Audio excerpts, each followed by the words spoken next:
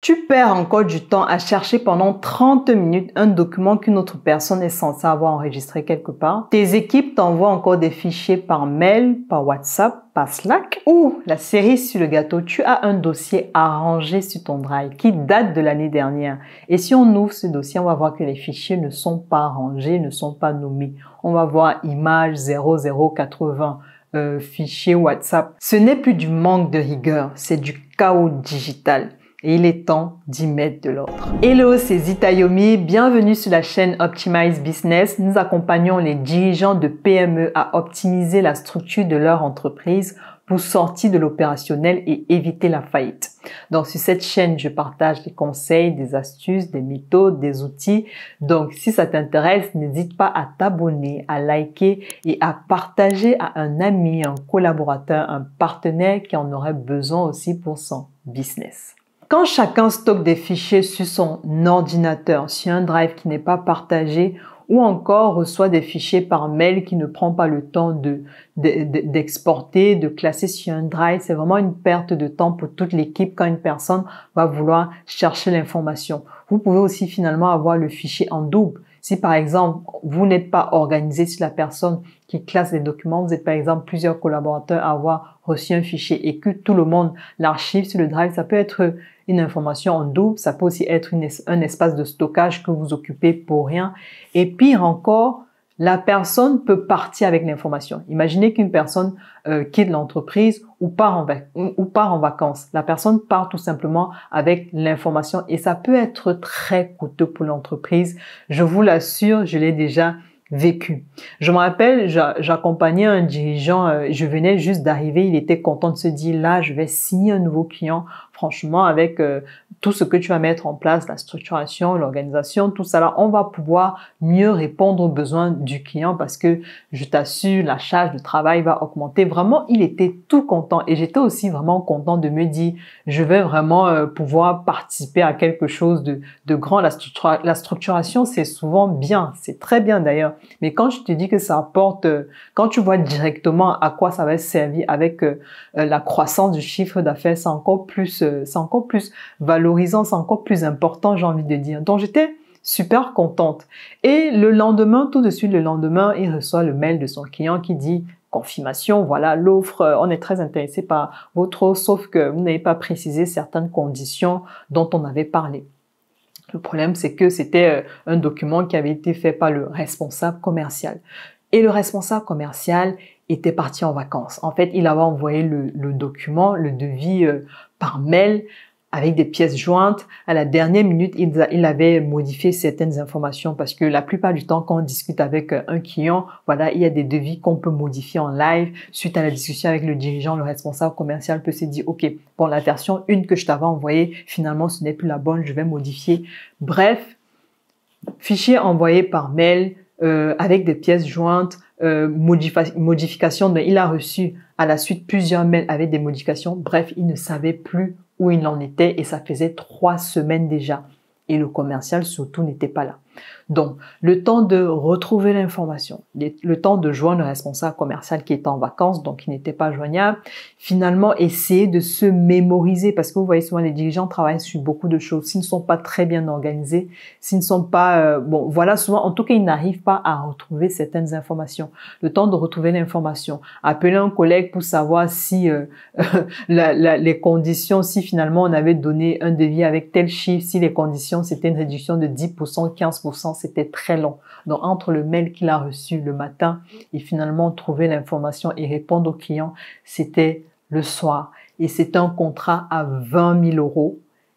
Je peux vous dire qu'il a raté le contrat malheureusement parce qu'il a pris le temps dans sa réponse. Il faut savoir que le client, lui, derrière, la plupart du temps, les clients, ils ont peut-être d'autres propositions.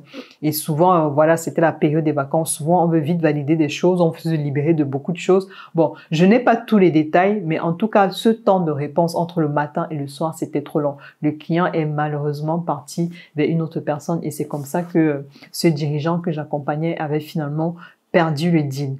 Donc, l'organisation des données, ne voyez pas ça comme quelque chose d'obsolète, d'accessoire qu'on va faire à un moment, d'où les dossiers arrangés qu'on a souvent sur nos ordinateurs.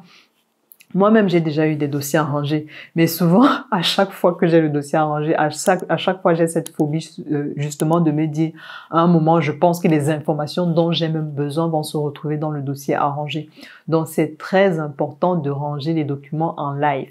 Le premier point déjà, c'est d'avoir un espace de stockage centralisé.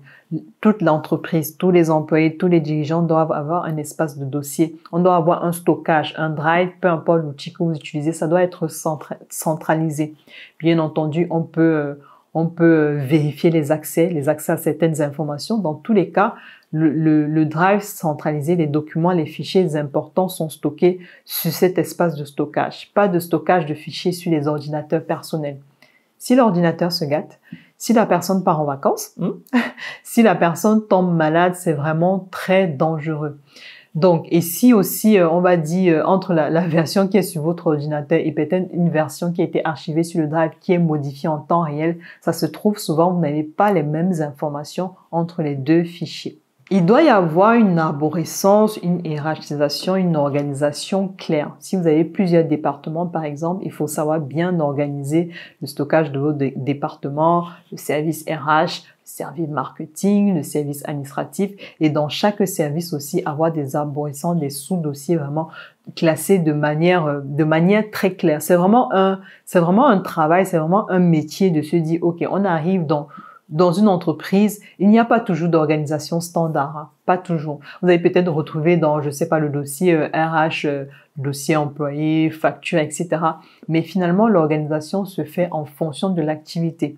Parce que ça se trouve dans une entreprise, vous avez une seule personne, vous avez un directeur, une directrice opérationnelle qui va superviser plusieurs services et peut-être c'est finalement je vais dire finalement, on n'est pas obligé de subdiviser tous les dossiers. Je ne sais pas si vous voyez ce que je veux dire.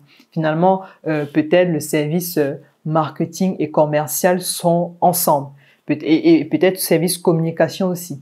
Peut-être le service administratif et ressources humaines sont ensemble. Donc, en fonction de l'activité, on adapte vraiment l'arborescence. On met en place des sous-dossiers pour pouvoir se retrouver facilement dès qu'on veut chercher un fichier, dès qu'on veut trouver une information. Le troisième point, c'est qu'il doit y avoir une nomenclature. C'est très important. La nomenclature, c'est la clé. Quand vous arrivez souvent sur certains sites, vous allez voir qu'on vous permet de chercher par ordre alphabétique, décroissant de A à Z ou décroissant de Z à A. C'est parce qu'ils ont pris le temps d'organiser la data d'une certaine manière. Vous allez voir que ça peut être par ordre alphabétique, ça peut être en fonction d'une certaine donnée. Donc, soit vous organisez vos données par ordre alphabétique, soit vous organisez par secteur, mais la nomenclature doit être claire. Est-ce que vous voulez peut-être des versions, les versions de vos fichiers aussi, version V1 ou bien V1.0? Comment vous nommez vos fichiers? Version finale, brouillon, version standard, comment on nomme les fichiers? Est-ce qu'on met tout en majuscule? Est-ce que c'est juste les dossiers mères qui sont en majuscule et les sous-dossiers sont en minuscule? Comment on se retrouve entre le dossier mère et le dossier fille? Par exemple, dans le service, je peux prendre le service ressources humaines, le dossier mère. Le dossier fille, ça peut être le dossier de CV. Voilà, le premier sous-dossier fille, ça peut être le dossier de CV. Donc, ça se trouve, vous voulez juste écrire votre dossier mère ressources humaines en gros caractères pour que ça soit vraiment très voyant sur votre espace de stockage. Ensuite, les autres dossiers sont écrits d'une certaine manière. Tout ça, c'est de la nomenclature qui se met en place. Et la nomenclature peut être adaptée en fonction des activités, du secteur dans lequel vous travaillez, par exemple. Donc voilà, si ton entreprise se retrouve encore avec des fichiers dispersés, tu ne sais pas par où commencer, tu ne sais pas peut-être comment les organiser. En tout cas, on propose des audits, donc n'hésite pas à nous écrire à l'adresse qui s'affiche et n'hésite pas à nous poser toutes les questions dans la partie commentaires si tu as besoin de plus d'informations, peut-être un outil de préférence de stockage pour commencer en fonction du niveau de ton entreprise ou bien, je ne sais pas, un autre outil que tu voudrais avoir pour optimiser. Donc, n'hésite pas à nous écrire en commentaire. Et d'ici là, on n'oublie pas de s'abonner, de liker, de partager à une personne, à un collègue, un collaborateur, un partenaire d'affaires qui en a besoin. Et on se dit à très bientôt.